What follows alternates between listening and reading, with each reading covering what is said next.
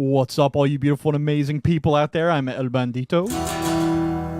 And with me tonight, I've got a very special guest filling in for Senor Bowl, who's out under the weather tonight. We've got Mr. Fusion himself. How you doing tonight, Mr. Fusion? Pretty damn good, man. It's been a pretty exciting week so far. Heck yeah, it has been. Now look, I got Dr. Pepper over here, but you drink and you know things. I think you got me. Do. I think you got me skunked on shirts tonight. Well, how are all you beautiful people out there doing? Feel free to let me know down there in chat. I see Demo hanging out with us. Democracy, he's the best. Of course, our masterful moderator Aurelia hanging out, keeping the chat company while we were getting ready to get things rolling. Life Reboots out there. What is up, Life Reboot, man? Thank you for joining us. An amazing retro streamer. Demo, of course, an amazing streamer himself. Does really articulate breakdowns of games as he's playing and has some really awesome giveaways, man, which I'm super excited because I know my stuff is hanging out with J-Dog, who's also hanging out down there in the chat. But J-Dog sent me some photos of it, so I'm psyched to get with him and get my goodies, Demo. Thank you so much. Who else we got hanging out there? We got McPatches hanging out there, throwing down some hype. I appreciate it, guys. Thank you so much for sticking with us. Rolling a little bit late tonight because we had kind of a lot to cover, but it's going to be a lot of cool, fun stuff, man. We're going to throw the spoiler alert up a little bit later for some of our Game of Thrones talk, but tonight our whole episode, of course, is dedicated to the Game of Thrones and to the Draft of Thrones. Mr. Fusion, I know, is super psyched. In the second half of the show tonight, we're going to have a very special video play while all you guys can chat along, and me and Mr. Fusion will be on screen to be able to comment and stuff like that. But Mr. Fusion, about a month back, decided he was going to do something special for the premiere of Game of Thrones, and he actually brewed himself his own Winter is Coming Dire Wolf Mead. Isn't that right, Mr. Fusion? Oh, yeah. And then I got a little busy behind the scenes, man.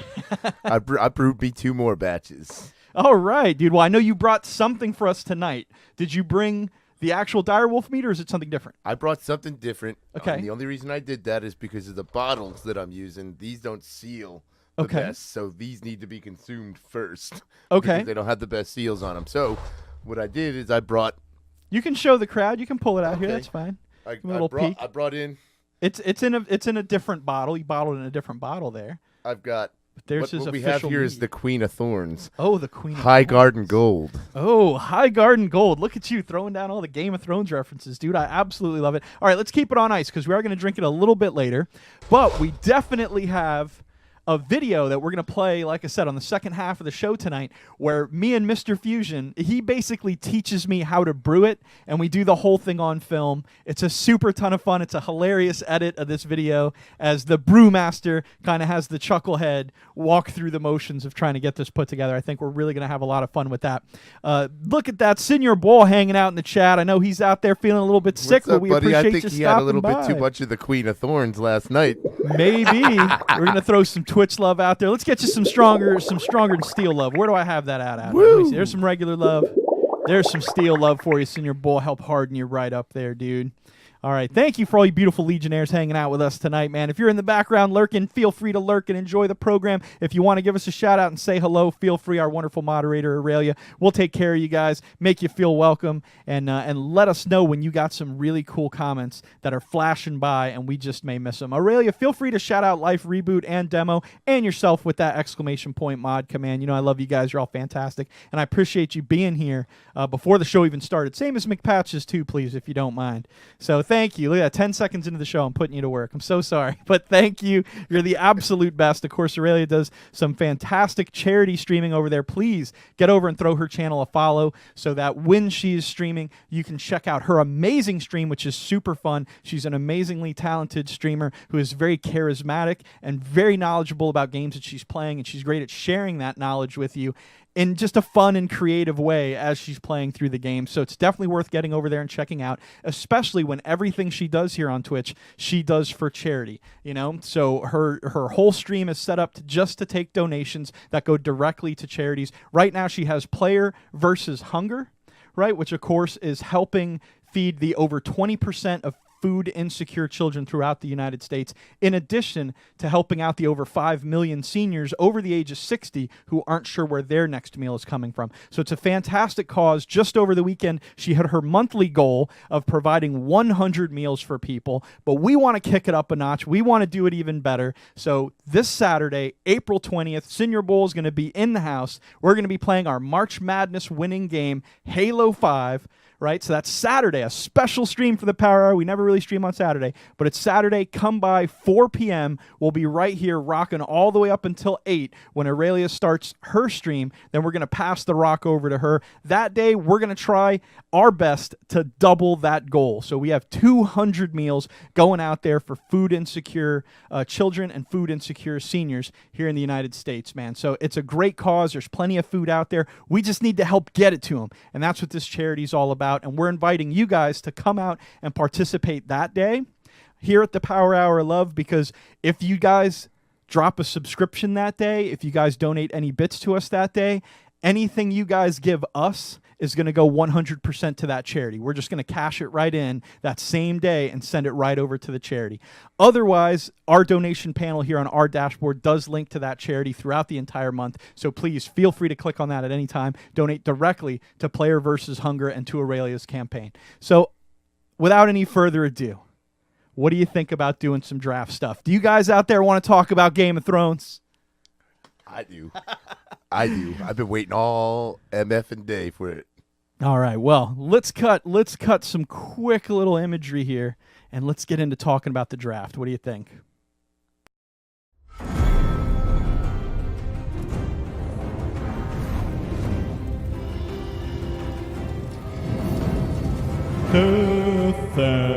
Death and movies, death and movies. Who will die next? Who will die next? Who will die next? Horns for nudity and the violence with his schemes and stand his power. Who will rule the Iron Throne? Find out next week. Find out next week. Never this week. Always next week.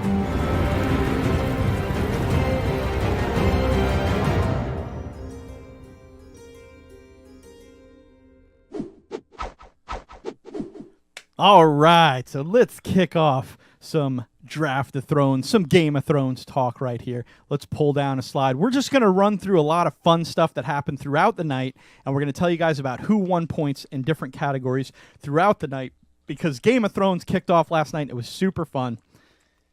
Season 8 coming in hot. This is going to be the final season. I believe there's only 6 episodes. Is that right? It's only 6 episodes. 6 episodes. Starting next week, we're going to be seeing like hour and 18 minutes, hour and 20 minutes, hour and a half. Heck yeah, man. It's going to be wild. These are going to be like mini movies coming out here as the weeks progress. You know, they're just going to get bigger and bigger as we go on. So it should be a super ton of fun. I love it down there. We got some yeahs for Charboil. That's right. That we are going to drop the spoiler alert here on the very first slide, and that's going to stay there the entire rest of the time we're talking about season 1 here. So, of course, or season 8, episode 1 here, right? So, of course, this starts off, guys, with Jon Snow returning to Winterfell with Daenerys, right? So, what do you think of that scene, Mr. Fusion? I got to tell you, man, this was awesome. This whole, first 20 minutes of the show, with them coming into Winterfell and walking through, marching through Wintertown. Yes. It was very reminiscent of the very first episode. Absolutely.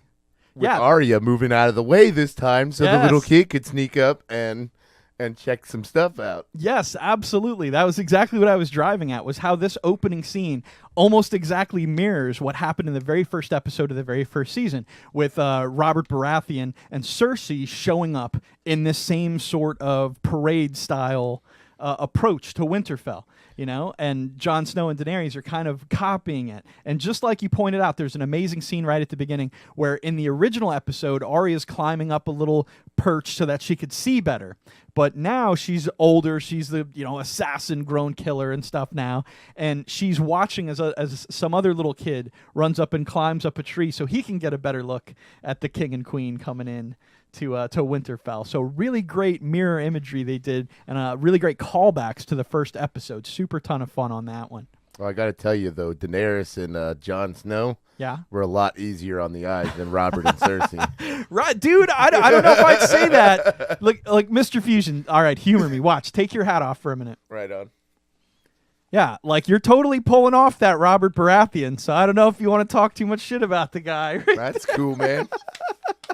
You even got like the little tufts back there. I do. No, man, but hey, I always thought Cersei was kind of cool, but I got a thing for like really strong, mean chicks, so I don't know. That's just me, you know? But apparently you like the abuse then. Holy Yeah. crap. Kind of. Glutton for punishment. But all right, moving on from there, the episode had a ton of reunions throughout the entire episode, which I love because we saw in that episode where everyone went to King's Landing so many amazing reunions, and I kind of felt like, oh, okay, we got our reunion fix in. Oh, no. But now, bam, did we get a bunch of reunions. So what do you think? Let me tell you, I didn't give a crap about anybody's reunion but Arya and the Hound.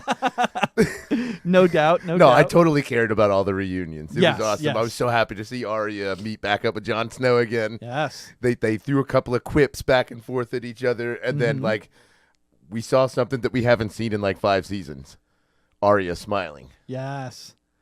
Yeah, very true, man. But her and Jon Snow always had that very personal connection. Oh, yeah. Where like he treated her the way she wanted to be treated, not like she had to be a lady or anything, but he kind of accepted her for who she was. And she really treated Jon like he wasn't a bastard. Like he was part of the family, and he was kind of the only person that did that. So yes, Charboil, the feels, absolutely, dude. But I've got a slide for a couple of different reunions here, so let's just break them down piece by piece. All right, let's do it. So first off, we've got Sansa reuniting with Tyrion, who last saw each other at Joffrey's wedding when he was poisoned, and Sansa was like, Later, dog. Yeah, she just disappeared into the night because she was like 1,000% certain they were going to pin that on her and Tyrion and murder the two of them. I gotta tell you, dude. Like, I think that this reunion would have been a little bit more well received had he not been the hand of Daenerys. Yeah, I mean, let me tell you, dude, there was some bitch versus bitch looks. Yeah, definitely. It definitely seemed like it very much mirrored how Cersei was not welcome, really, but kind of got that BS welcome, and then Daenerys got that kind of BS welcome as well. So I do get a sense of that, but I have to say more so than that when Tyrion said like, "Hey, you know, my sister's gonna bring her army to help us out." Sansa was pretty much like, "This guy's an idiot. Hate him." You know? Dude, what are they doing to him, man? I mean, that guy.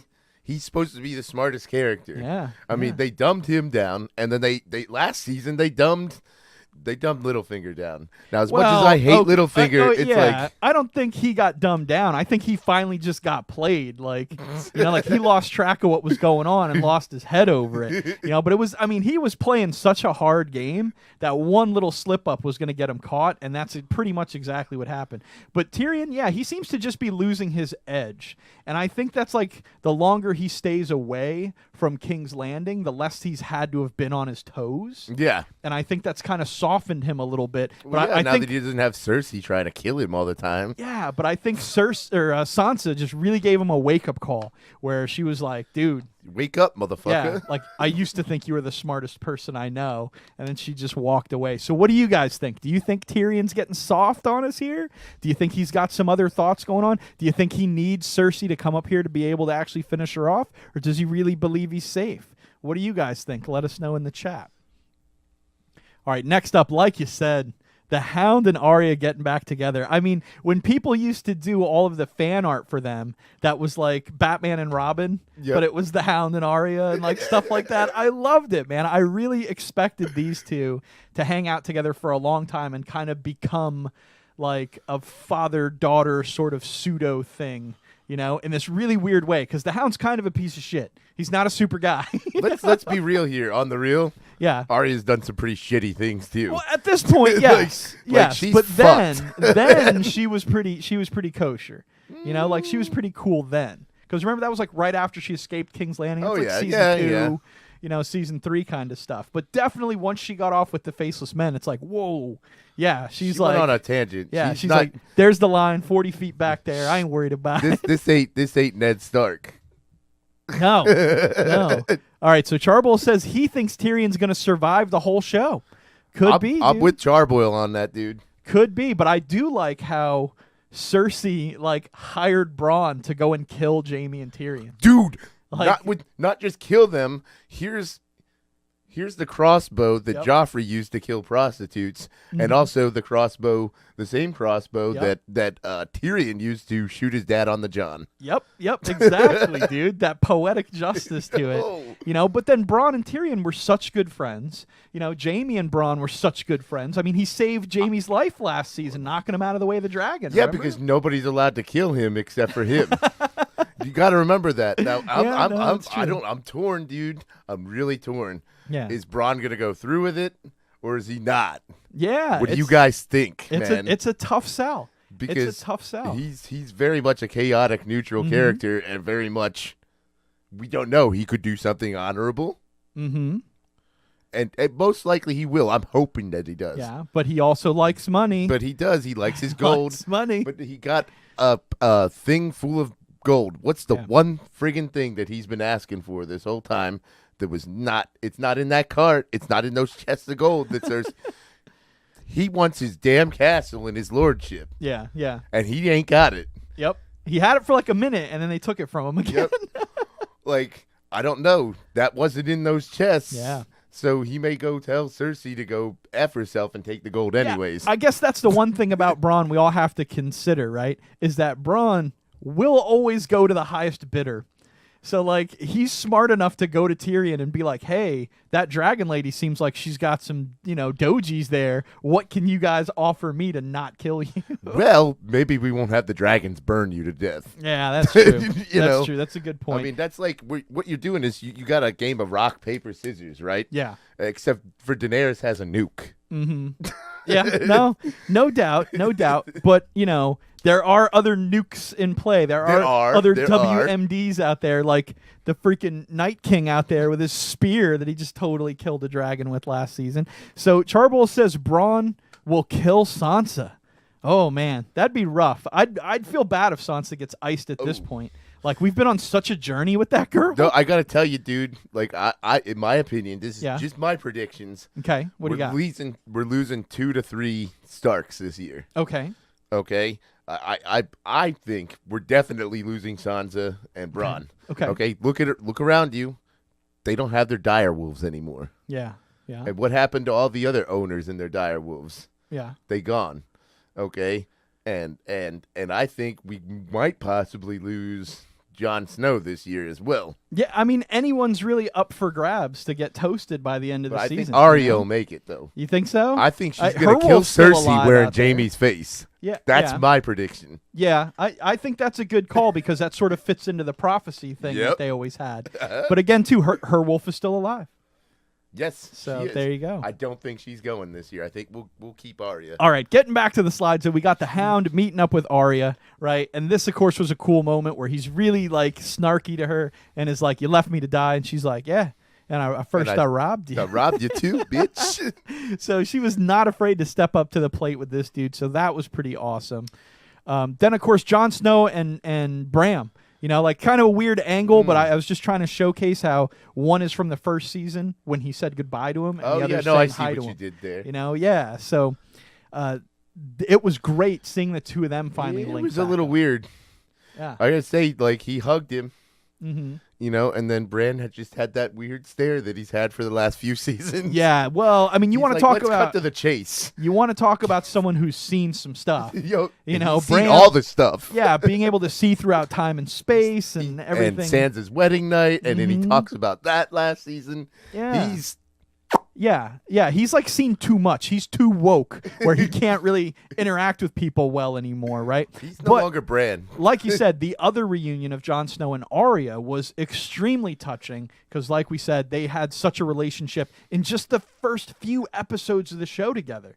You saw that. Yeah, and it was so prevalent right there, and we've never seen them really come together since. But last season they teased it a whole bunch where Jon would show up to Winterfell while Arya left and then they'd swap, so they kind of played with us a little bit until we finally got this happy about this that. awesome I wanted my reunion. Arya Jon reunion last year. Yeah, but I of course thought we were getting it. we ended up getting this really, really nice reunion here. At the Heart Tree, no less. Yes, at the Heart Tree, no less. So the Hound gains Dragon Glass. Yes, that was pretty dope. A Dragon Glass axe. Yes. And then, let's see, Game of Thrones needs a hero from the sky with a chainsaw hand. Hell yeah. Yeah. Get some Ashley J. Williams up in this piece, right? Or machete for fingers. Yes. All right. So moving on from there, let's see what we got. So Jon Snow. Daddy Dragon. Yeah.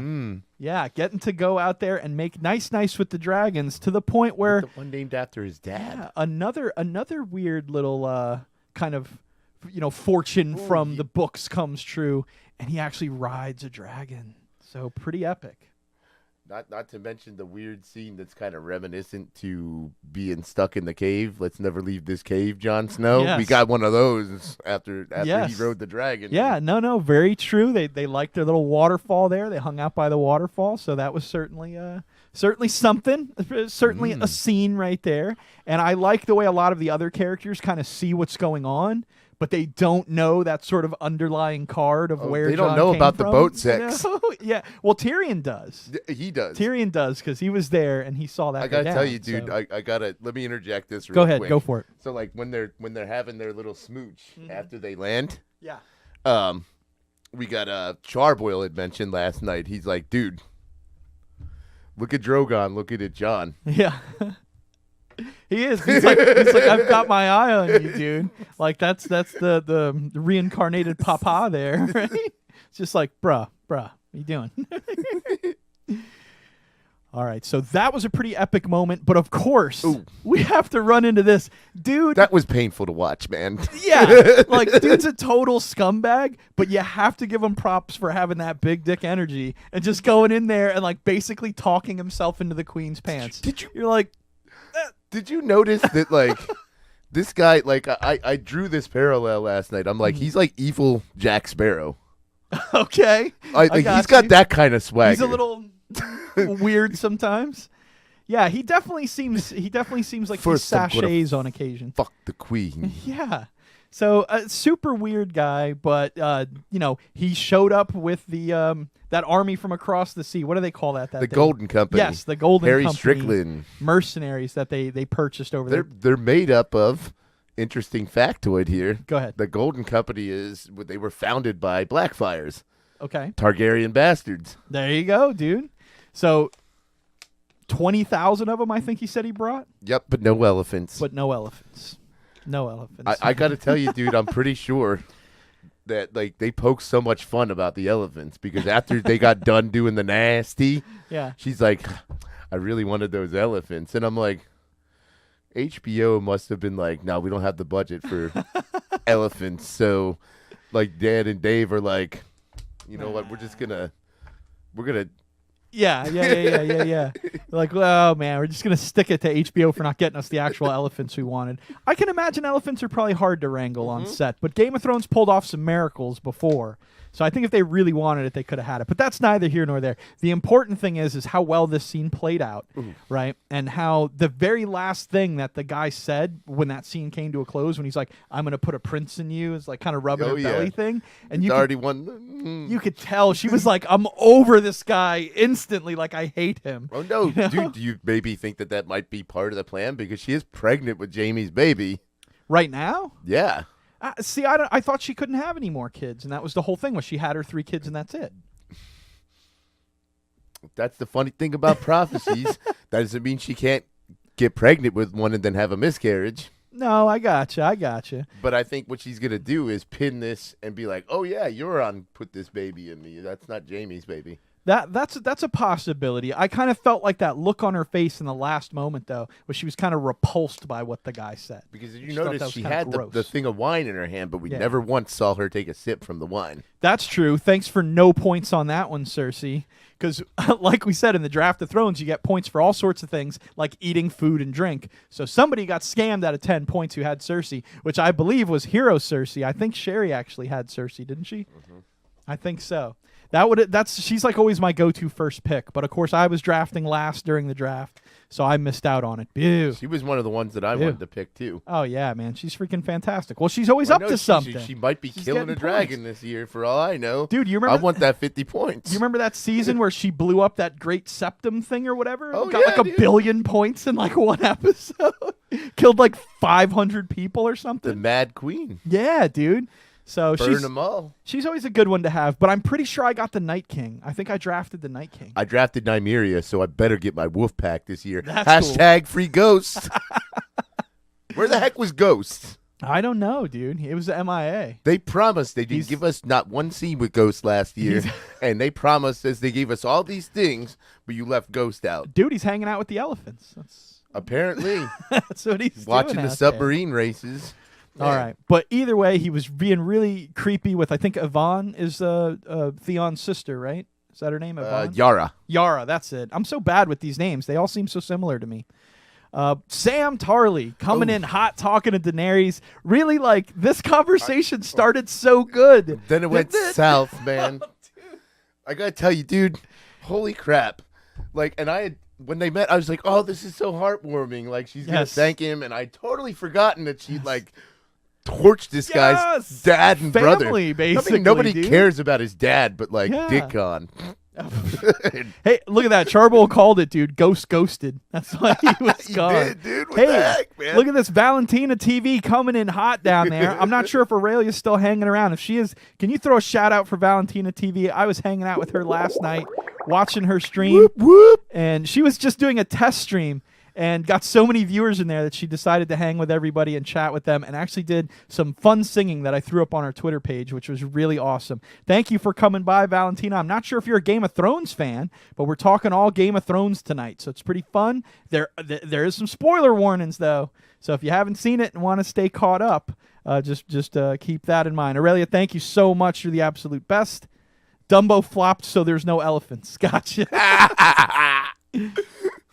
But yes, like you said, here comes in Daenerys telling Sam, like, you cured Jorah of the grayscale. You discovered this dragon glass book. Like, dude, whatever you want, it's yours. When we think about it, this is the guy that killed the first White Walker. Like, he discovered that killed a Fenn, dude. I know. He's like kind of like the goat of freaking Game of Thrones. He is, here. dude. I picked him. He's part. He's I in saw my that. draft. I saw that he's on your draft. Yeah. So, anyways, like, she comes in here like, you can have any prize you want. And he's like, oh, I need a pardon from my dad because I stole a sword from his house. And she's like, dude, who's your dad? And he's like, oh, this guy. And she's like, totally killed him. Yeah. You're pardoned, dude. You don't have to worry about it. My dragon totally flame roasted that guy. It's fine. And Sam's obviously very shook, and the actor does a phenomenal job here because he's very shook at that moment. And he's like, well, at least I know I don't even need the pardon because my brother will take over those lands. And Daenerys is just like, your brother stood by your father. Boom! And then his left eye started twitching. Oh, dude, and then he just broke, man. And you feel so bad because you could tell he actually really cared about his brother, who'd always treated him well and things like that, and was just like, oh, can I have a minute? And she's like, yeah, dude, sorry, Yeah, but she was kind of cold about it. She's like, yeah. And then she had the resting bitch face again. Yeah, but I think you kind of have to do that in that moment because she can't be like, oh, dude, I'm totally sorry, because then it's almost like you admitting you did something wrong when really she was like, dude, bend the knee. But when she looked back at Jorah, and Jorah was just like, oh, like he had that look where he was like, it's probably not going to be great, And she didn't tell her hubby. Yeah. But that's all right, like they didn't really seem to have too much of a chance to talk, if you know what I mean. Like, they were preoccupied with other stuff. Dude, we got a lot of input in this episode, man. It is. Yeah. That's what's really cool about this last season is because they're doing shorter episodes, everything is very well paced. No, they're doing longer episodes. Oh, yeah, but they're doing less fewer amounts. Yeah, there's fewer episodes, but longer episodes, But they pack in so much. Like you were telling me earlier, it doesn't even feel like an hour when you watch it. That's the one thing that I thought first night I had last night is I'm like, man, I remember how long, what was it, Avengers. Yes. Was. The Infinity War. The Infinity War, and I'm like, but it didn't, like, after I was done watching the movie, I'm like, I didn't feel like I had just watched a 2.5 hour movie. Yes. I felt like it was more like, 90 minutes, Mm-hmm. or maybe, 100 minutes. because it was just like you said, well Just paced. paced, yeah, boom, boom, boom, boom, just on to paced the really next well. thing, and I don't think there was like a second where I wasn't like, Just engaged. oh yeah, Yeah, that's what makes this stuff hot, man, is that pacing. And what's funny is like there's actually studies in cinema and in filmmaking, right, where they talk about how people in general, they're trained over time to expect a certain pacing, but that's slowly been increasing. So if you go back and watch like old black and white films, they seem very oddly slow paced compared to modern day movies, but that's because we've literally been training ourselves to expect a scene change or to expect a certain transition that's going to lead into other parts of the film. So it's really interesting stuff. It's kind of psychological sort of things. very well done episode though. Yes, it was Easily the best first episode I've seen, just in my Yes. opinion. And I think we've got a couple more slides here. Let's see what else we've got. Theon coming to save Yara. This was that kind of thing that everyone kind of hoped would happen, but you really weren't sure. But I really didn't expect it so soon. So it was kind of a welcome surprise. How'd you feel? I didn't expect it so soon either. Yeah. And what I thought was going to happen is, like, I'm thinking maybe later on in the season, Theon's going to finally do this, but he's going to have to fight his uncle to do it. And I'm thinking this whole time I thought he was going to get on the ship and Yara's tongue was going to be gone, Yeah. Yeah. And she was going to be beaten up, but it looks like he didn't do much to her Yeah. at all. I'm Yeah. like, oh, okay. Yeah, at least he's a little something for family, I guess. But I thought he was going to have to I thought we were going to get a bigger fight out of that. I didn't think Yeah. he was just going to, oh, cool, he's off fucking the queen. Let me. Yeah. Yeah, but no, he did. He just seemed to slip in there, steal 3 ships, and they were Oh, out. dude. So And- it seemed and, pretty like, good. I like arrows in the eye. Yeah. Dude, and then an axe to the head. That dude. hatchet in the face was brutal. It was brutal. So it's pretty good. Like I said, we're talking some Game of Thrones tonight here, guys. So it's a little bit of a mature topic than we normally handle. So, just be prepared. We might talk about a little bit of gory stuff like that, but we're just about over it. We're just about past it all now. Like I said, on the second half of the show, right after the news, we're going to be showing a video and hanging out where Mr. Fusion and I actually brewed up some of this Winter is Coming Dire Wolf Mead, and then he brought in his newest concoction. What is it here again? This is the Queen of Thorns, The Queen of Thorns High Garden Gold. High Garden Gold. And we're going to be trying this during the video, and it's a really fun video, man. Mr. Fusion's trying to teach me how to make mead for the first time. We decided to film it. I'm not super great at it, but we had a lot of fun. I think you guys are going to have a lot of fun And I'm not really watching it. good in front of the camera, at least, I was nervous that day. Between the two of us, we made it happen, which was important. We did. So, all right. Then this happened, Ooh, man. Yeah. This was awesome. Yeah. Now, what's this guy's name? It's like Bedrick or Berdick?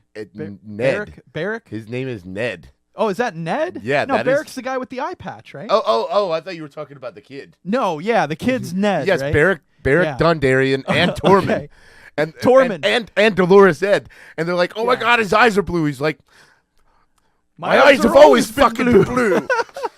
Dude, and he actually got like witty points for that in the draft. I love it, Tormund dude. did I for love saying that. Tormund. He's That one of was my great. favorites, He man. is. He's super cool, man. But yeah, when Barrett came out there and they all discovered this thing that's basically a message from the White Walkers and that weird spirally imagery that we've seen over and over again that they leave Finger behind or paints, they dude. portray, right? But look at this. Look at that, man. Tears of Joy out there. Thank you. Fun name. Thank you for following. You're part of the Legion of Love now, man. So feel free to hang out, enjoy the Game of Thrones talk. In just a little bit, we're going to be talking about the Draft of Thrones that we're all involved in. We got a couple of Twitch fans and stuff like that. And what we're doing is our fantasy league. So we're going to talk about the score breakdown in just a minute. But thank you. Welcome to the Legion of Love. As part of the Legion Welcome, of Love, dude. you get all sorts of cool perks. You can read about them in the dashboard below. So I gotta say, what'd you think of the King of Winter? No. What'd you think about his finger paints? No, hold on. I gotta ask you this, dude. When Ned screamed, did you jump? I did, dude. Dude, I was watching. That was, oh my God. I was watching this. I think at like 3:30 in the morning or something last night, like right before I went to bed. So it's like all lights out, everything's dark, and this guy's just like, rah! And I was like, oh my God, dude. I was Fuck like, that. eating, Light him up. I was Light like him up. eating trail mix, just like, dude, yeah. And then they went to town on that guy. So some points all around in the draft for that. Pretty exciting moment. And I have to say, I enjoy the guy's finger paints. I love how that's sort of magic, where like they stabbed him with the fiery sword and it trailed out to all the appendages. I'm pretty sure one of the appendages was like moving on the wall. I dude. believe it, dude. It's super If creepy. not, my brain just kind of filled that one in on its own. Oh, look at this. Let's see. Tears of Joy has a comment here. Do you think Aegon Targaryen / Jon Snow will continue hooking up with Daenerys? Thanks for the welcome. Hey, no problem. Thank you for stopping in and for throwing a comment down there out there. Thank you, Aurelia, for taking care of him and saying hello. Will he continue hooking up with Dany after he finds out, you mean? Yeah, see, that's... Might as well. I mean, Yeah. you're already that deep. No pun intended here. But It seems like that's a sort of thing in Game of Thrones that's somewhat acceptable, because there's a lot of sort of relationships the only like thing that, was, Jaime but and not Cersei really. wasn't acceptable, but like, But yeah. everybody knows it. But Like, you no one remember, really gives them a hard time over it. Tywin and Joanna Lannister, even though we never get to meet her in the show, Yeah. they're cousins. Yeah, yeah. So, yeah, but what I will say is this, is I thought that Sam had an amazing point when he told Jon Snow, you gave up your crown to her. Do you think she'd do the same for you? Well, that's almost mirrors You know? what Jon Snow said to Ramsay before the Battle of the Bastards. Mm-hmm. He's like, well, what will your guys think when they find out that you wouldn't fight for them? Right. Yeah, and that's the sort of thing. I think Daenerys will put up a fight to Jon and be like, "No, I'm not going to turn my crown over to you." And I think that's probably going to split them. But up I don't at some think point. That's my Jon thought. wants the friggin' crown. No, he never wanted that. He I don't- didn't yeah. want to be the leader of anything. Sure, and that's fine. But the fact that he, in a sense, deserves it, or it's rightfully his, or however you want to phrase it, if that gets brought up to Daenerys, I don't think she's going to back away from it. Dude, I think the old guys, the old man's group, Yeah, there, yeah, yeah. Varys and what was it? Varys, Tyrion, and who else was the Onion Knight. the Onion Knight? Yeah. Davos. Yes, We're like, well, what do you think that I think that they make such a cute for the couple. for the first time in history, maybe we could have a just queen and yeah, and a just king. a just king. Yeah, And what if they both ruled together? yeah. I think, honestly, if both of them, I don't think both of them are making it out, buddy. Sorry. That's But okay. like if both of them do, I think that's exactly how that's going to go down. I mean, it'd be nice, but I don't know. I don't see You don't it. think there's a bun in that oven already? I don't know, man. He's going to have to marry her. Remember what he said? He's like, I don't want any bastards. Yeah, That's yeah. why I didn't do Roz Yeah, in Winterfell. yeah. No. I hear you. I just think that they're gonna come to Honor a head. will compel him to marry Like, her. I don't know why. I feel like Dany's just too stubborn. Like, they're gonna tell her that she has to relinquish part of her hierarchy here, and she's just not gonna want to do that. Just my opinion, though. Look, though, but didn't she want to break the wheel? That's just more of the same. Yeah. You You want to break all the spokes except yours. That's more of the same. Yeah. I think, like I said, I don't think either one of them's making it out. I think she's going to die in childbirth for sure. And Jon Snow may or may not make it out of this alive. Yeah. We'll have to see, man. I mean, it's anyone's gamble here in Season 8 as we go along. But thank you for the interesting question. Obviously, me and Mr. Fusion are kind of have different opinions on it. But we'll be excited to find out what happens. All right, so let's see. Oh, definitely. Oh, The this guy. the last line of this show was like the bomb. It was such a good line or such a good moment, right? I'm waiting for a friend. Yeah, an old friend. I'm waiting for an old friend. He says it like a half hour earlier, like 20 minutes earlier, and you're kind of waiting for it. But then when it happened at the end, it was such a good moment that it was like you knew it was going to roll black in like 2 seconds. You knew it was gonna Okay, we're ending it on this, right? It's just so good. Like the whole time, we're all sitting around my bar last night. Charboil, me, my buddy Tessa. We're all chilling See, out hey, around and the just bar. in case anyone's wondering, I'm fairly certain Senor Bull had too much of this meat already, and that's why he's not here tonight. We're gonna see if we give you a little tummy tum tum. We'll see. We'll see what happens. So like, I might have like, a sip. like the three of us are like, wow, has Bran been friggin' down there this whole friggin' episode in that same spot? Yup, just waiting Since down then- there. And I'm like, why is he doing that? And then it all like, oh, holy crap! It's Okay, like- cool. Jamie's showing up in this show too. It's like all what the old gears- friend is he talking about, dude? Yeah, all the wheels just clicked into place. Right. Okay, now look, for anyone who doesn't know, I'm going to break it down for you real quick. Like, very first episode of the show, right? Cersei and Jaime Lannister are having an affair, right? They're and doing some things. Bram some stuff. is like crawling up the side of the tower because he's like kind of doing a Spider-Man thing, and he sees them. And Jaime Lannister's like, oh man, like we can't have this kid saying that we're having an affair. So he's like, the things I do for love, and literally shoves this kid out of like a 3-story window. Right. So ever since then, Bram has been paralyzed, from the waist down and everything, and has had like a really rough journey since. And I gotta tell you, well, that's where Jaime's redemption arc started. Yeah. Well, I mean, that was kind of where you knew he was a scumbag, and then he would later get redemption from all the evil stuff we've seen him do. But in last night, he wouldn't have done that. Hang on. Let me recap the story for people who may not have seen it. So, last night's episode, like I said, about 20 minutes towards the end, someone's asking Bram why he's just sitting out front, and he says, "I'm waiting for an old friend." So at the very end of the episode, the last person to show up to Winterfell in disguise is Jaime Lannister, and he pulls his hood back and looks over, and his boom just eye locks with Bram right there, and he's like, "Yeah, bitch, you're who I'm waiting for," and he like literally has like this bro. Look. Yeah, he's got this look on his face where you're just like, "Oh snap, something's gonna go down," So, yeah, super great moment to kind of cap the episode on. Really intriguing. It's that sort of moment where you can't wait to crack into episode 2, Why does Sunday got to be 6 days away, bro? Oh, man. All right, so here we go. Here's Jaime here looking back at him with his face like, that's the reunion we've all been waiting for. Yeah, this is one where I'm anxious to see what's going to happen because, like you said, Jaime's been on a pretty good redemption arc. I mean, here he is. Finally left Cersei, dude. Yeah, he finally left the Mad Queen here, Cersei, after she went nuts and killed a bunch of people and all. He has a bounty on his head, same as Tyrion, like we said, where Bronn has been sent out with the crossbow that killed Tywin to hunt down Jaime and Tyrion, So Jaime knows he's in hot water, but he's trying to do the right thing, and he's arrived in Winterfell where he's done so many bad things, and they may not really know about his redemption. I mean, Brienne's not around to tell them any of the good stuff. She was there. She didn't get any speaking lines, but she was there. She was behind Sansa.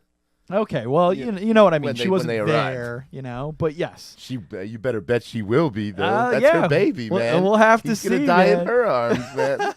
We'll have to see. But, Bram kind of knows all, sees all at this point. So we're wondering, does he see something more in Jaime? I know he does. Yeah. He's going to forgive him, and he'll probably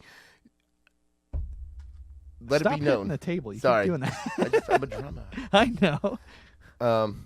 But shoot, where was it go? Bran will probably be his saving grace. Yeah, I think you might be right, that he's going to step up to the plate and be like, no, like, I know. Well, I mean, does anyone really know that Jaime did that to Bram? Like, he never squealed on him, right? No. Yeah, so no one really knows. The only people that did know are dead now. Catelyn knew. Yeah, that's true. But, come on, dude. Bran knows. Yeah. Bran knows. All right, Tears of Joy coming back in hot. Which is more likely? Bronn dies from pox.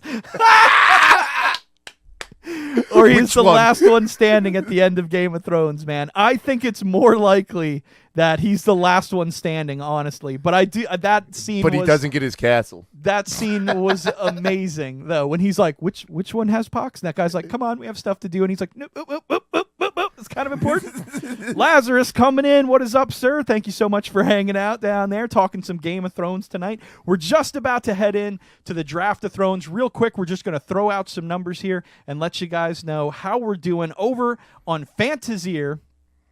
Let me see. I should have had this pulled up already, but I forgot to. You did. I thought you did. I think I closed it somewhere along the line, but it's all right. It just takes a second to pop back over here.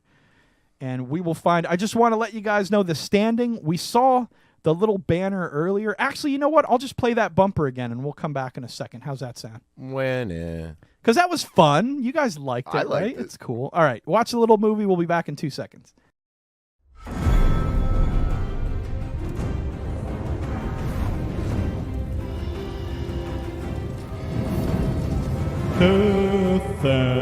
Death and movies, death and movies. Who will die next? Who will die next? Who will die next? Horns for nudity and the violence with his schemes and stab his power.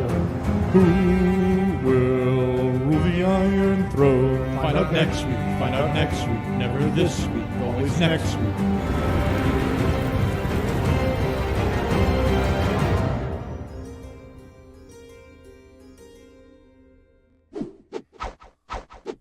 All right. Lazarus says he has not seen Game of Thrones yet, though. I don't watch Game of Thrones. Okay, so you don't mind if we talk about it. Just be careful. A little bit of a spoiler warning here, just for the next maybe 30 seconds or so, where we're just going to throw out some scores. Epic movie. Thank you, Tears of Joy. Hey, listen, you had 8 years to watch it.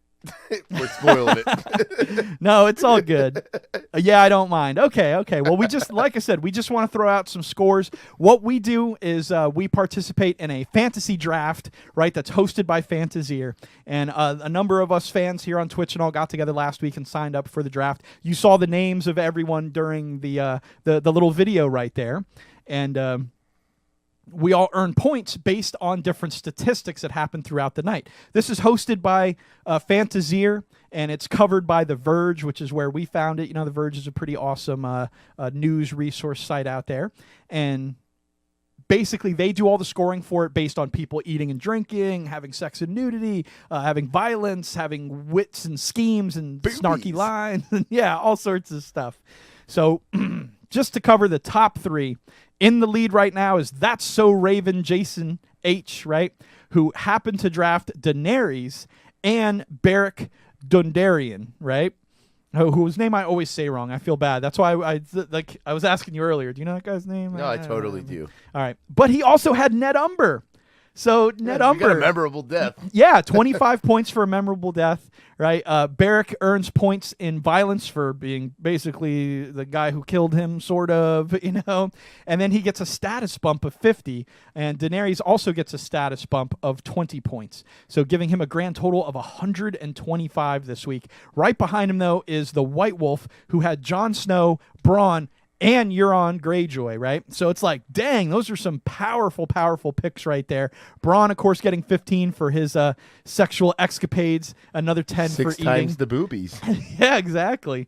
Boobies. And Jon Snow got some status upgrades and some wit in there. Euron got 20 for his sex and nudity with Cersei, who also scored an equal amount, putting the hero Cersei, Sherry H, in the third place spot down there, because she does have Cersei, who earned points for both sex and nudity and wits, and a little bit extra for food. So I guess they did give her points for drinking wine. You know? Oh, but I don't get points for what Lyanna Mormont, dude. She totally called Jon Snow out. But okay, all right. But hero Cersei also had Qyburn and got 10 points for his sex and nudity, so that was nice. He had sex and nudity? It's in the thing. I wasn't paying too close attention. They offered him some sex, but he's like, nah, you're going to die of pox next week. Yeah, it might have been something he said to them, because he did say a couple little snarky things when they came in there. But that's the breakdown of the draft so far. That's So Three-Eyed Raven, love the name, is in the lead this week. And me, I'm way down in 5th place or something like that. And unfortunately, Mr. Fusion is coming in with that classic Ned Stark meme, right? He's coming in with the fat zero. I know, that's him from Lord of the Rings. But still. These people in Vegas always screwing me over. All right, guys, so that's going to wrap it up for the Draft of Thrones, right? But we've got plenty more action coming for you. Of course, we have got the... What is it? The Queen? Why do I keep forgetting the name of this? Queen of Thorns. The Queen of Thorns. High Garden Gold. High Garden Gold Mead. Go ahead, pull it back out here and show some of these beautiful people out here. Might as well start drinking it now. Yeah, this is the mead that Mr. Fusion has created. Of course, the brewmaster in house with us tonight. About a month ago, him and I went on an adventure together to create our own Winter is Coming Direwolf mead, which apparently he finished and decided to bring this one it's still instead. at my house. It's at my house. I got But we do have a fun video of the two of us kind of putting that together. That's also sort of a recipe, so if you guys are interested, you can watch the clips, and if you have any questions, DM or whisper us, and we'll get back to you guys so you can make your very own mead. But we've got a little bit of PoDunk news we're going to jump into first to tell all you beautiful people out there what's going on in this wacky, beautiful PoDunk world of ours.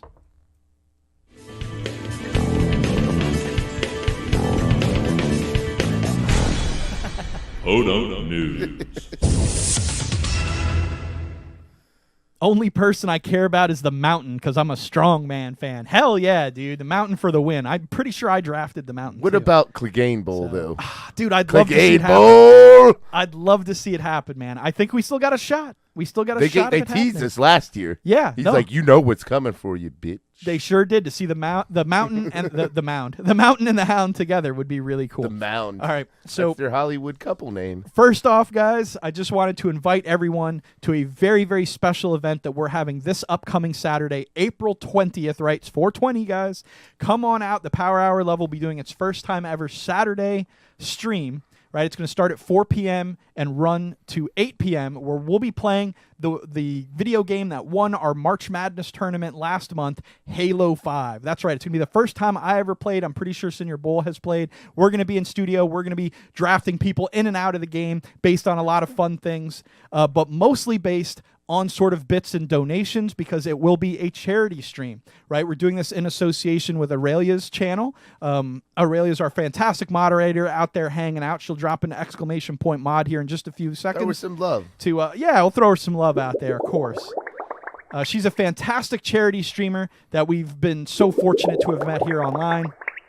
And this month, everything of her channel is getting donated to Player versus Hunger, which of course is an organization that likes to help out the over 20% of children throughout the United States that are food insecure, that may not know where their next meal is coming from. Thank you, J-Dog, for throwing that out there. You guys can check out Aurelia there. Throw her a follow. She does not accept any bits or subs or anything like that on her channel, so just the more eyes we can get on her, the better. She does accept direct donations that go directly to these charities, though, that she supports. So we love what she does over there at the Power Hour. That day, April 20th, any bits or subs or donations that we get are going directly to that charity. So you can buy yourself a sub on 420 and support getting meals for kids. So it should be a super ton of fun. We invite you guys to come out there and do that and join us for that.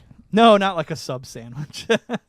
But the charity is a fantastic cause. And, of course, right after, as soon as we end our stream, we'll be leading into Aurelia's stream where, like I said, she's a fantastic streamer playing things like Beat Saber, Outlaws of the Old West, rocking some Hades, some Transistor, all sorts of indie games and super popular AAA titles. She's a ton of fun, a fantastic streamer, a very kind person, does it all for charity, guys. So really, if you can throw her a follow or stop by this Saturday, right, at 4 p.m. or just to her stream over there at around 8 p.m., this is all Central Time or Eastern Time for us. That would be super awesome, guys. Thank you so much. So, without any further ado, let's get into tonight's top stories. Of course, that's a top story coming from us. We hope to see you guys all this Saturday. But, yes, Notre Dame tragedy, man. Our hearts go out, dude. Some special love to the city of Paris out there tonight as they have befallen this very, very sad event, man. I have to say, I played a lot of Assassin's Creed Unity, which was set in Paris. This was a structure that was very faithfully recreated within the game, and I spent a lot of time running around.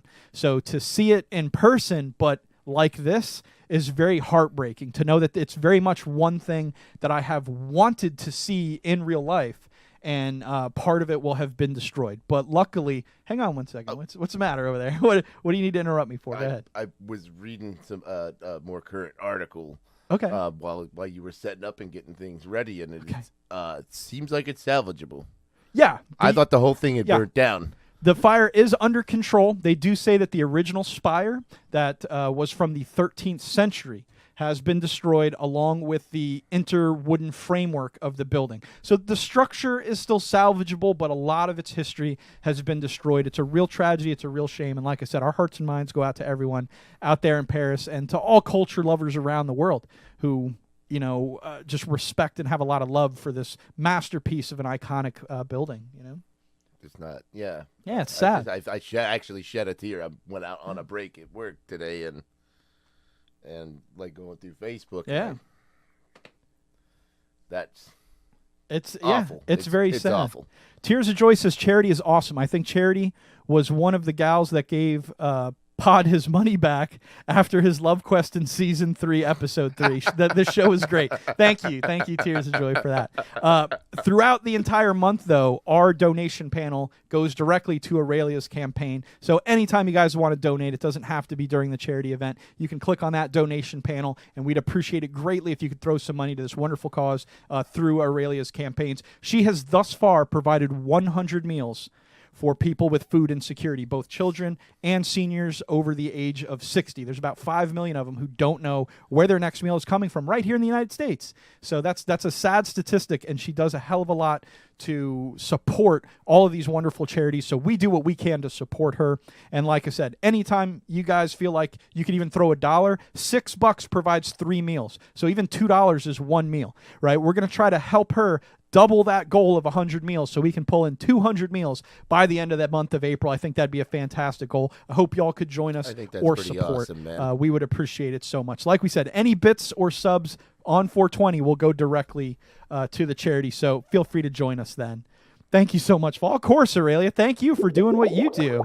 I mean, come on. It's the least we could do. Get some emotes in there. Get some emotes in that chat for Aurelia down there. My Sweet Rolls, thank you so much for joining us. I appreciate you stopping in. We're just going over a little bit of news, and on the other side, we're going to tell you how we brewed up some delicious mead just like this while we try it in a fun video with all of you beautiful people out there.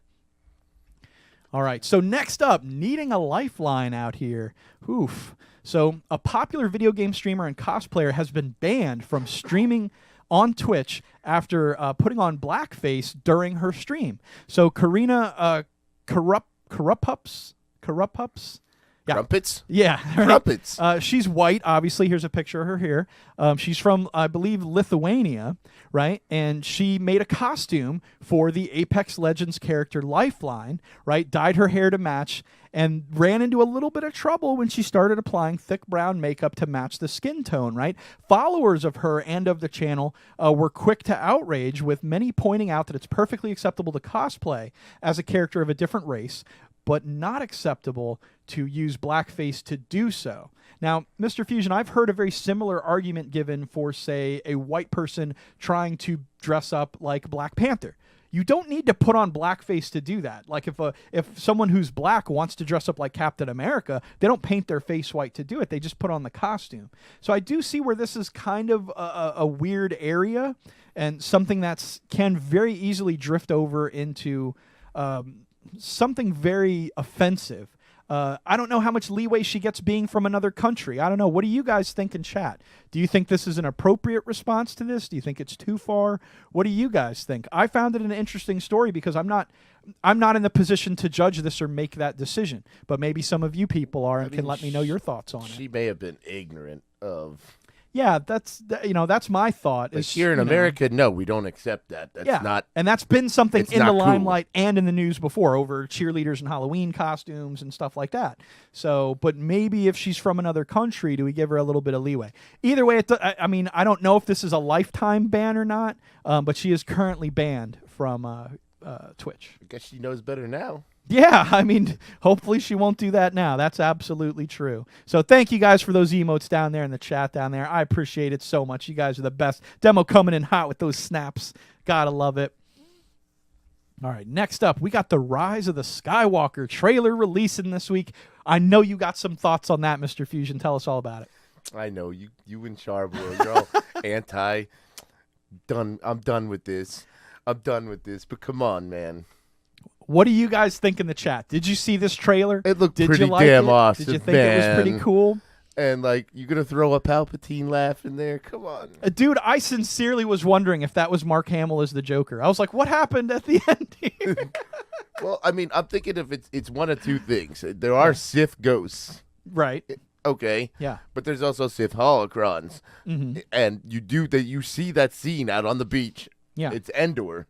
And you see blown up pieces of the second Death Star. Right. They're obviously going there for something. Yeah. I've heard the speculation being those, what were they called? Kyber crystals or cyber crystals? However you Kyber pronounce crystals. That. Yeah, that like so that she can make her own lightsaber. But then again, when you see her later, it looks like she pretty much rebuilt one that we've seen before. Possibly. So it doesn't seem very unique, I'm which thinking, kind of sucks. Well, I think Kylo may go there too to get in touch with his evil, get his dark side on. Maybe that's an excellent point. I haven't heard bet before. you he finds a Sith holocron or finds the Force ghost of the Emperor. Palpatine. Yeah, I would honestly love to see a Force Ghost battle just between Luke and the Emperor. That'd be fucking awesome. Yeah, because they never did really I'll fight. buy like that Vader for killed $1. them, you know? Yeah, so that might be super cool. But yeah, all in all, I'm not sure where they're going with this. After all the weird stuff that Rain Johnson kind of did in Episode 8, that pretty much turned everything from Episode 7 on its head. I'm not sure if they're trying to flip it back because they didn't like what he did or what's going on now. So I'm just very perplexed Well, I by would the like whole to thing. know more about Snoke. Well, he's gone. Doesn't matter. Yeah, trust me. I'd love... dude, my number one argument with Episode 7 was like, who keeps funding these people? Like, what? Like, how do they have any influence after their most expensive thing getting destroyed twice? And that like, third time. yeah, how much money do they possibly have to keep amassing these large armies of troops? Like, are these troops just volunteers? No. You know, they have to be paying for it somehow. The original clone army they had to pay for, and they had to basically steal money from the Senate to do it. So where are they getting all this funding now? How did they build a Star Killer, like, planet thing? Yoda's been funding it this whole time. I guess so, but with what? What's he making, cookies or something? They had a Sith bake sale, or like where does Snoke come from? How does he amass that power again? How do people just just totally dude, he's always comfortable- been there, so like he could have been. I mean, where was he for 30 years? Where was he during all the Emperor stuff? Kind of watching. He's just out back finishing a beer. It's good. Man, suspend your disbelief. Yeah. Stop picking on Star Wars Anyways, so much. let us know in the chat what you guys think. Like Peter Griffin, right? He has all this unlimited money for blimps and stuff. How could you afford these things? J-Dog's got it right there. All right, we're going to jump into some headlines tonight. This, of course, rapid fire section of the news where we're just going to tell you about some hot headlines coming out this week because they're such cool big stories. You probably heard about them already, but we'd feel bad if we didn't at least mention them. So first up, we're in the Endgame now. That's right. Avengers Endgame tickets went on sale and within hours had broken records across ticket websites all over the internet, right? We'd love to make a joke about how the pre-sale records are fading into dust, but that seems insensitive. Nah, I'm totally down. Go ahead, make that joke. I just did. All right, so Sea of Thieves, this week celebrating its anniversary. The game is 50% off. If you've been dying to check out this adventure, if you've heard anything about some of the new anniversary updates, like you get to fish, cool. But some of the other cool stuff, they have PvP encounters. They do have a story mode where you actually play through stories together as a crew. And, of course, they have some new interesting islands and fun stuff and fun gear just floating around. So if you've been interested in getting in on this game, now sounds like a pretty good time to go scoop it up. It's only about $30, I believe, at 50% off. So pretty fun stuff. I've played the game. We may actually check it out later this week on our game night this Wednesday. Maybe. Don't hold me to it, but we might. Because we had an awful lot of fun playing it a couple weeks ago with Spooky Butt, Crow Cargo, and NFA. Mick Patches out there hanging with us. Is that the game you were playing when you did the how-to with the chocolate Yes. drink? Yeah. You gonna make me one of those? That's that I pirate heard you thing. gave Charboil one. Where's mine? I didn't give Charboil one of those. Yeah, you did. I made that for me. What about me? Then I drank it on the show and was like, whoa, I put way too much rum in there. Hell yes. All right, last but not least, the joy of breakfast. Bob Ross cereal is here to make mornings a little happier for everyone No, out it's there, not. right? The painter and television personality already has his name on a toaster, and now Food and Wine reports that he's also inspired a brand new breakfast cereal. What do you think of that, Mr. Fusion? I'll buy that for $1. It's loaded with toasted oat bites and colorful marshmallow shapes in 7 distinct marshmallow pieces. Is it filled Yep. with happy mistakes and happy little trees? It has happy little trees, happy little accidents, almighty mountains, guiding stars, rainbow hearts, charming little cabins, and lovely little bushes. You know what I think? What do you think? I think you and Charboil should eat that live on the air. Dude, comes out. I'm down. It sounds awesome. I'll come in Bob too. I Ross can is get a bowl. awesome. I know a lot of people out here in chat got to be excited about some Bob Ross cereal. God77, thank you so much for showing up. How is it going? We are doing good out here. How are you doing tonight? We are having some fun talking some Game of Thrones. We're just wrapping up the news. We're about to head back in to... Actually, we're going to jump down to the video player, and we're going to play a cool little fun movie for you guys where me and Mr. Fusion put together some Winter is Coming Dire Wolf Mead. And while we do so, he has brought for me to enjoy the Queen of Thorns High Garden something. What is it? High Garden Gold. High Garden Gold. close. Damn it, I'm close. Close. One word off. I know. Shit. I come up I'm gonna with these figure it out. long freaking song lyrics for No, titles it's while I okay. whine. I'm sorry, man. It's a great name. It's just that Game of Thrones stuff never What- sticks in my head. You got to try the green stuff though. Tell them about the green stuff. The green stuff? That's the burn them all. Oh, Wildfire yeah. mead. Yeah. It was the wildfire mead that you made. That was like apple, dude. It tasted like an apple pie from McDonald's. That was like insane. So super cool stuff. But all right, that's going to wrap it up for the news, guys. Let's jump in. Let's check out a fun little video. I think you guys are really going to enjoy it. So let's go check this out.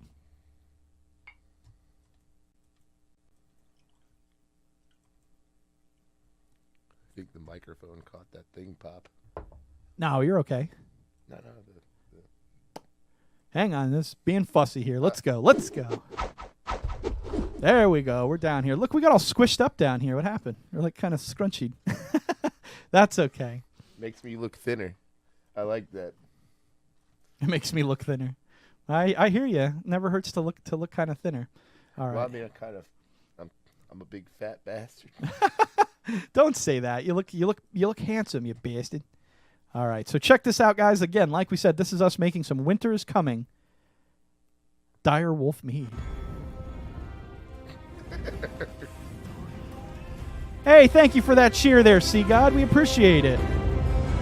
What's up, everybody? This is El Bandito coming at you. I am here with Mr. Fusion himself, and he is going to show you guys how to brew something special. What do we got cooking tonight, Mr. Fusion? Winter is coming. So we've got this Dire Wolf mead.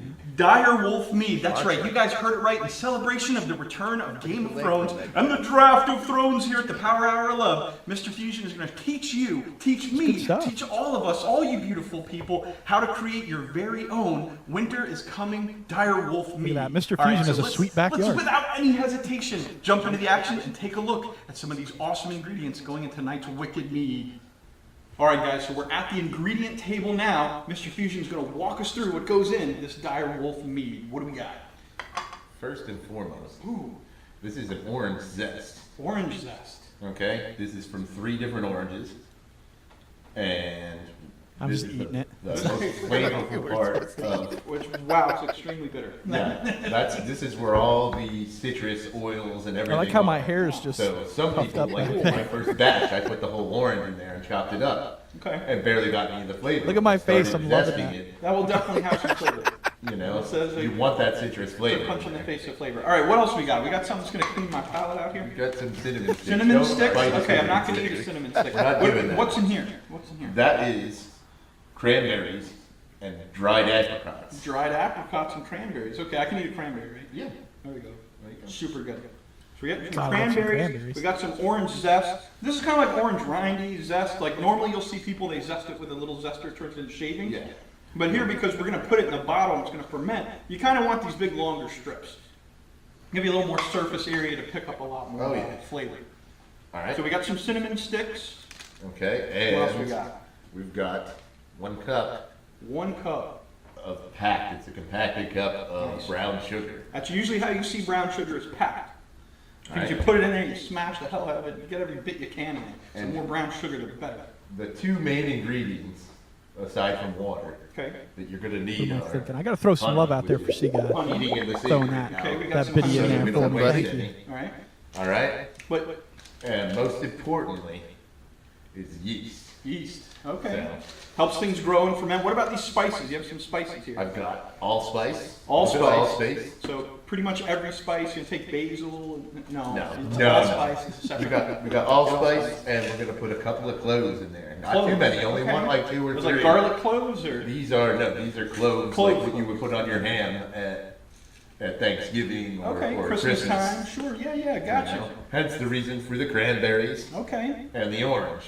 But like you said, the most important thing here is the honey. It's going to have a lot of honey in here. What'd you say it was? 4 pounds? 4 pounds of honey What for do you Think 1 of that, gallon. Aurelia. 4 pounds of honey. We're going 4 to make a pounds gallon of honey. of Dire Wolf mead. So we're going to jump over and check out this honey I that's gotta hanging get out. some And you story said to a tell you heated bath. after you get through this. Yep. Okay. All right, guys, we're going to check out this honey. He's got it in some heated water over here. Now, how hot would you say this water is? I mean, you have your hand in it, so it's not that hot. It's Right? well, I mean the water's cooled off a little bit at Okay. this point, but like Okay. it may have to be heated, but Okay. but as hot as I can get the temperature. Okay, the okay. hot, as hot as the water. So as hot as your faucet will make it. So you don't have to boil water or anything like that. But look at the way here. See, shake that back and forth for the camera. You can see this is some very runny honey right here. Okay, so do you notice what kind of honey I have? You have orange blossom honey. Yes. Need lots of We're making pizza an to take orange down spice 4 tea, pounds of so honey. I want them bees that Yes. happen to be pollinating On the on oranges. some orange groves. There you go. Okay, that Yeah, makes orange sense. blossom So honey. now those bottles are pounds. They're 2 pounds They're each. 2 pounds apiece. Okay, so 4 pounds of honey, gonna go in the mead. We got it heating up. We may have to heat it up a bit more. So we're gonna take a quick break. We're gonna jump over and show you guys how to start putting some stuff together. All right, guys, it's that magic moment. It's that magic time. We've got the water boiling on the stove, and we're gonna start adding some of our awesome ingredients. We've got our warmed up honey here. That's gonna be very viscous now. All right, Able to see, God, pour thanks for very stopping in, dude. So Have a first great up, let's night. get this Thank you honey so much. in Bye, that buddy. boiling water. Let's get rocking and rolling. You guys are gonna get to see it Ready? right here. El Bandito's doing it. He's popping the lid on this son of a bitch. Let's see it. This okay, run got is it? so Plastic good, wrapper too. on Watch there. I out. like Alright. that. All right, So- cheers. Boom, dinky. Oh, I got it all over the stove We'll be because I fine. cheersed it. Ever to get that. We're good. It's probably just gonna bake onto my stove now. That's looking good. All right, now we have about 3.5 minutes of just holding our hands here while the last bit of honey drips out. Yeah, I tried to heat it up as much as I could. Uncut. We're gonna stay right here for 3 minutes, and we're gonna do this. Yeah. All right, so we got it moved over to the other burner because El Bandito did spill a little bit of honey on the burner. Not a great idea, stinking up the place, setting everything on fire. But we got it cleaned up, and the whole time Mr. Fusion has been keeping his eye on the honey and water mixture as we're starting to bring it back to a boil on the other burner. And what he's got me doing right now is making sure that none of that honey starts coagulating down there at the bottom, crystallizing there at the bottom. We got to keep it moving, keep it incorporating with the water, and make sure that the two become one. That's right, you want a fluid motion.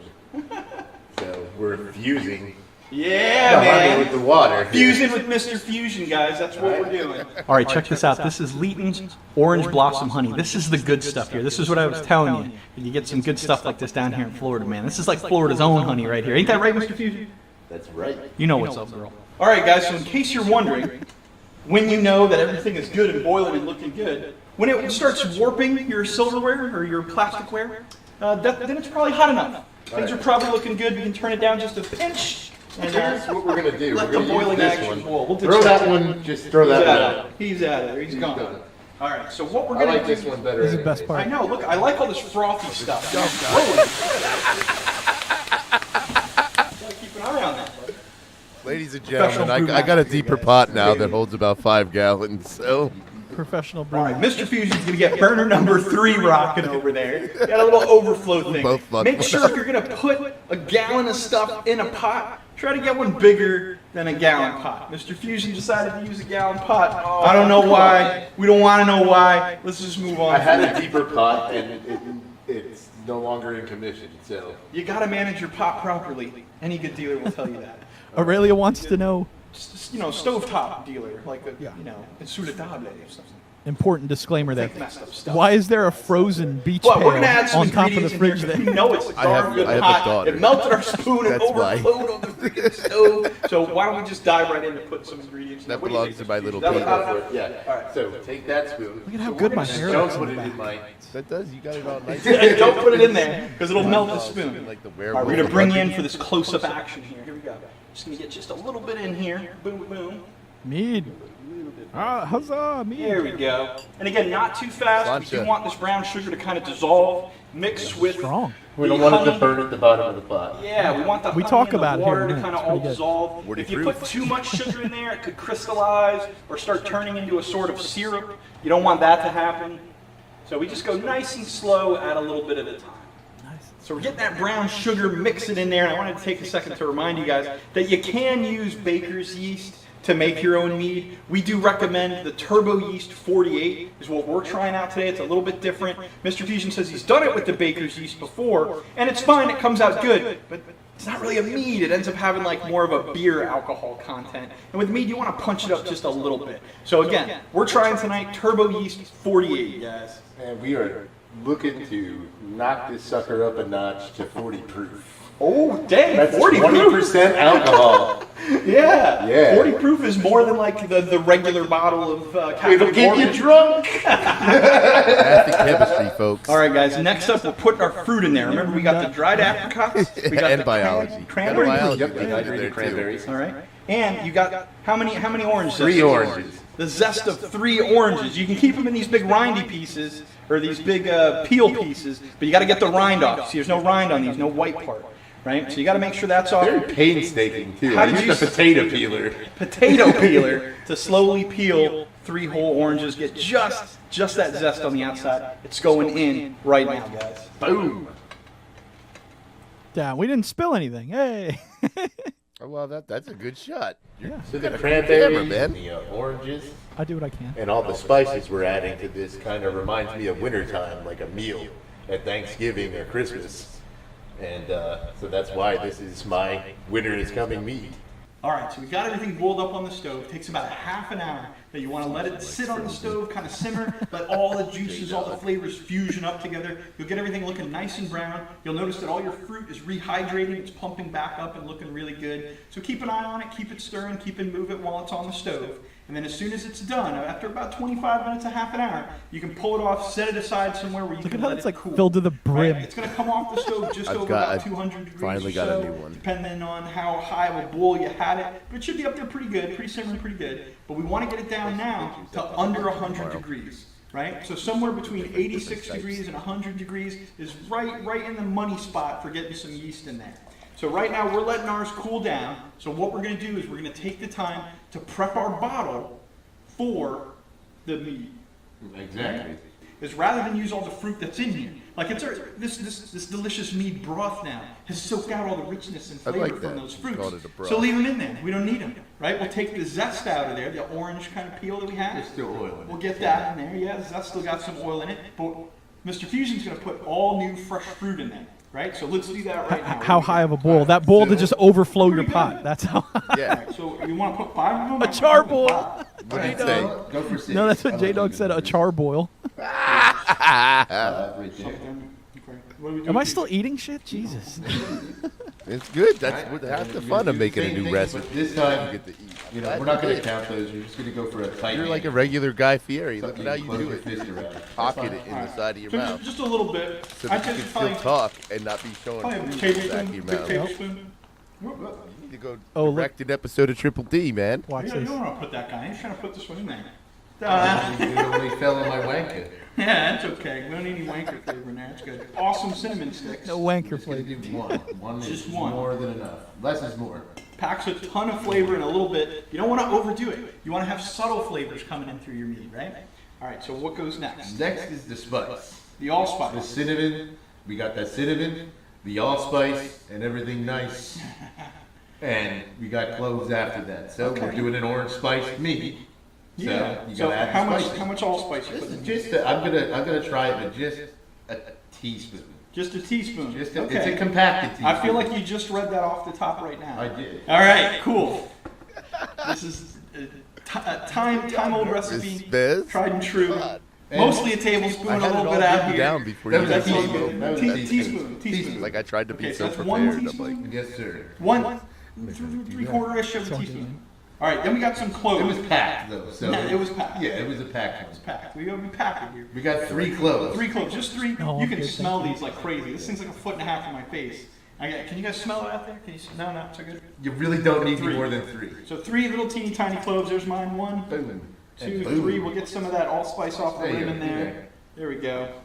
All right, so now we've got our bottle pretty much prepped, right? We do. Okay, so the next step is going to be letting this cool down, like I said, to between 86 and 100 degrees. Somewhere right in there is a good magic number. I'd say shoot for I'm the thinking middle. 92.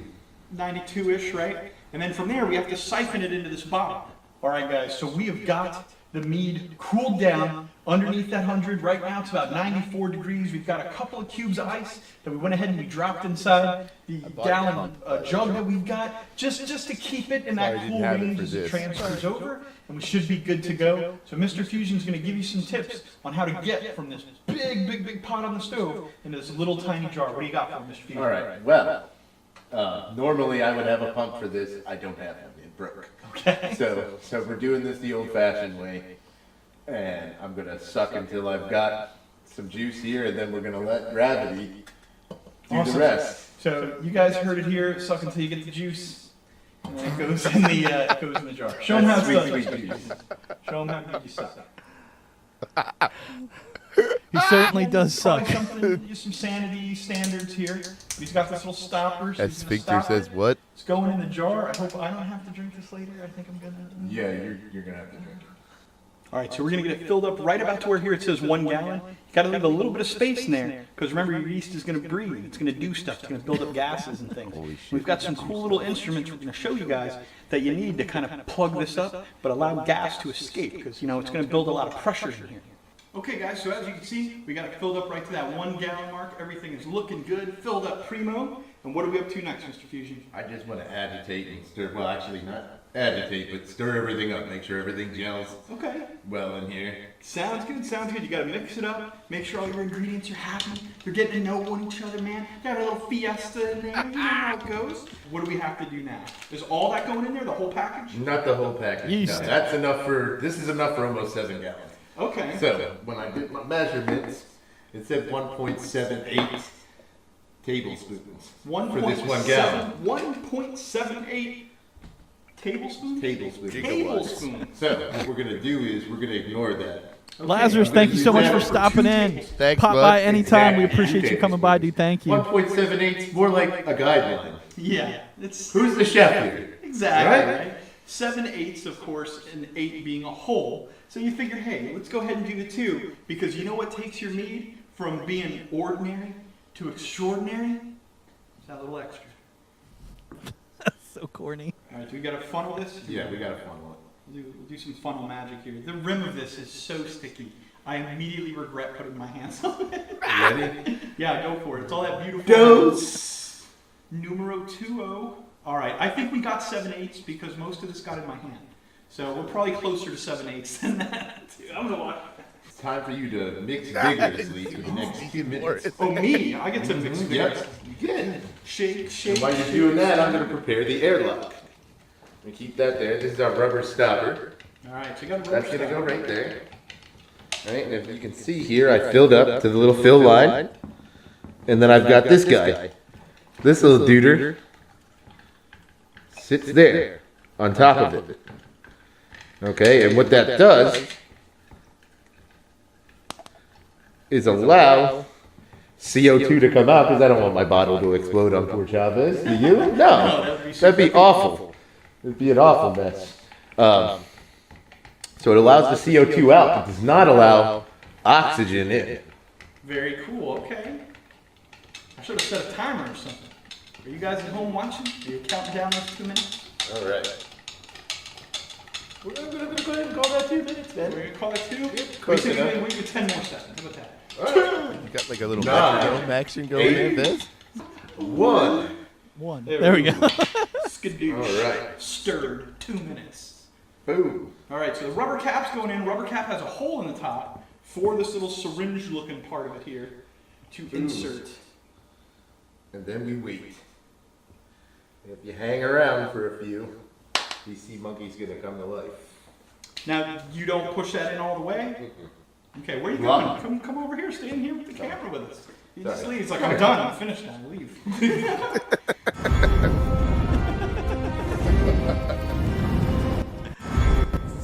So there you go. You made me a little thing. I didn't even notice that. I like that. Well, there you go, guys. Some winter is coming mead. That's how we put it together. That's how we made it. It's damn tasty, man. I got to tell you. I've about finished my whole glass here in about 15 minutes. It's pretty good. And it is strong. Woof, I'm feeling that already. So you know what I found out is when you add more yeast than you need, it just ferments faster. So how similar is this one to that recipe that we just showed? This is okay. So my wife wanted a plain recipe. Okay. She's like, "Why do you always have to flavor it?" And I'm like, "Because I like a little bit of flavor." Yeah. What, honey? God, chill out. You know. She's like, "Can't you just make me a plain one?"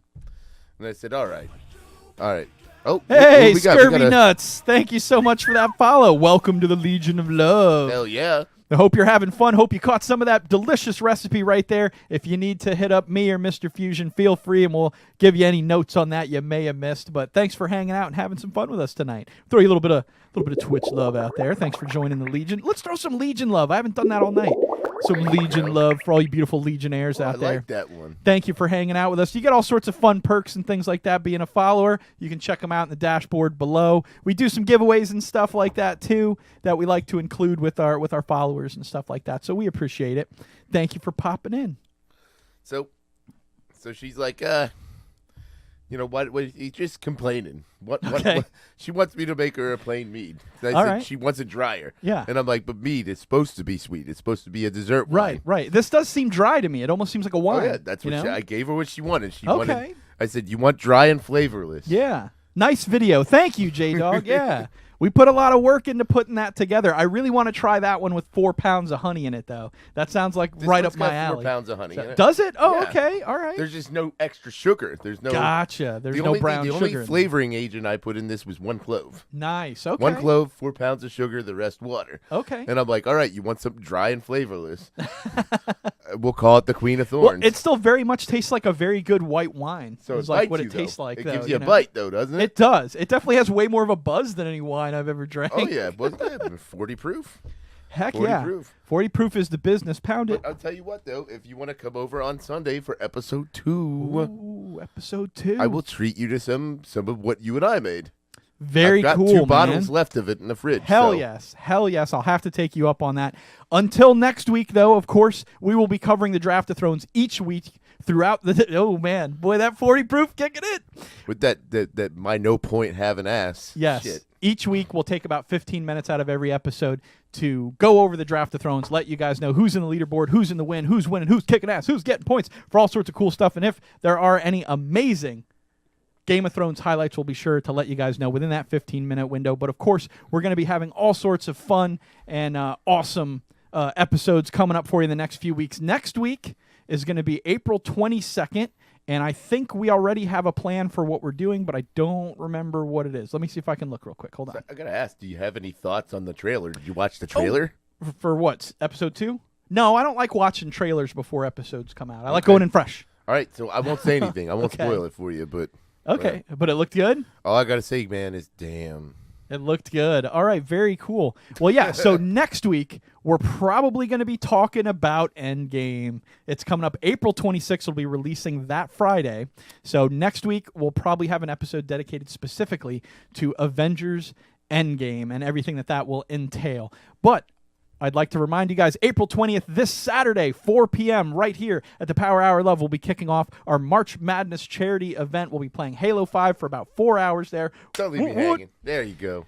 And we're going to be doing that all for the Player vs. Hunger charity that Aurelia supports, and we'll be leading into her channel. She'll be live sometime probably Friday night, so make sure to get over to her channel and throw her a follow. If she wants to ! Mod herself one last time, hopefully some of our new friends and stuff out there will be able to get a chance to get over and check out her page. She is a full-time charity streamer. She doesn't take any money from what she does on Twitch, but she is an amazing streamer, having tons of fun with amazing games. She's terribly charismatic and a wonderful friend to have, so we suggest you go put some eyes on her page, because the more people that check it out, the more opportunity she has to get donations for these wonderful charities. Like I said, this month she is repping Player vs. Hunger. She has already met a goal of 100 meals that she will provide for either the over 20% of children in America who don't know where their next meal is coming from, or the over 5 million 60-plus seniors in America who don't know where their next meal is coming from. She's basically feeding the hungry out there, and we want to help her double that before the month is over, get it up to 200 meals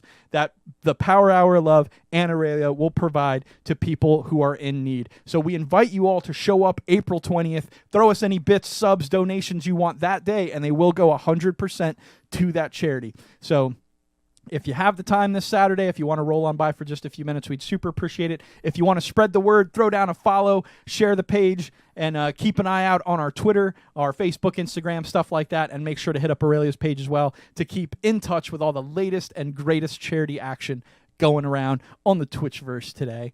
But I do want to thank Mr. Fusion for coming out and joining me tonight for our Game of Thrones Draft of Thrones inaugural episode of the year. I think I had a lot of fun tonight, man. And I got to tell you, just to reiterate things on your charity and Aurelia's charity, I think it's really freaking phenomenal that you guys are doing that, man. Yeah. That means a lot. She's fantastic. You know, I'm so glad that we met her and she put that in our ear to be able to help her out. Our donation panel on our dashboard always leads to her charity throughout the month. So if you can't make it on Saturday but still want to make a donation, we encourage you to do just that. You can do it either on our page or through hers. It all goes to the same charity. 100% of your donation goes to that charity, goes to feeding people. Just $6 can provide 3 meals for these food insecure individuals. And it's for the kids and seniors, you know, people who are having a hard time out there. So it really means a lot.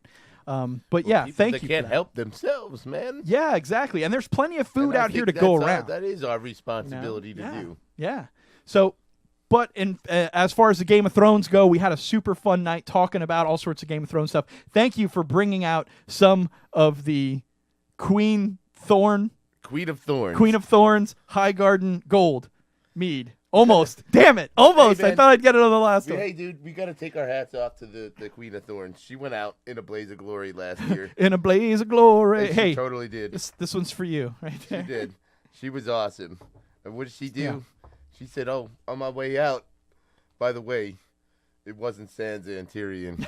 I fucking killed your piece of shit, son." No doubt, man. No doubt. Well, Mr. Fusion, again, thank you so much. Guys, keep it here every Monday night, 9 p.m. for your latest and greatest nerdy news and fun topics at the Power Hour Love, where we like to get your week started off on the right foot, off with having some fun, and we want all you beautiful people out there to make sure you spread some love. Oh, yeah, down there, DJ Napalm, thank you, coming in. Can I throw one out for Charboil? You can. I'll give you the go sign. Not yet, though, but I'll give you the go sign when we go, all right? Valentina TV, thank you for hanging with us, man. All you beautiful subs out there, you got the love. Make sure you spread it. Go to other channels. Let people know that we've got a beautiful Twitchverse out here filled with amazing people just like you, making a difference, showing up to these charity streams, showing up to positivity streams and things like that. We appreciate you guys so much. We hope to see you either this Wednesday, 9 p.m. for our game night, where we'll be playing some games and just having some fun, or on April 20th, this Saturday, 420, man. Come on out, support the charity. We'll lead into Aurelia's channel afterwards, and it'll be a super ton of fun. Speaking of which, we're going to throw out a raid here in a minute to some beautiful people. But next Monday night, we're talking Avengers Endgame, 9 p.m. right here. Senior Bowl will be back in the big chair. Mr. Fusion, thanks again for showing up. Thank all of you beautiful people out there. We're going to kick out a beautiful raid out here in a minute. Yes, to Mr. Wormwood. If Aurelia wants to set that up for us, that would be fantastic. And again, she's our fantastic moderator. She's one of the best Twitch streamers I've ever met, one of the best people I've ever met. So make sure to show her some love, throw her a follow. And a natural badass. Yeah, let her know the Power Hour sent you, because I could use some good press out there. Why not, right? But either way, guys, we hope to see you next week. Thank you guys so much for joining us. Enjoy the rest of your Game of Thrones. We'll be back next week to tell you who's leading off in the draft, who's kicking ass, and about Avengers Endgame. Yeah.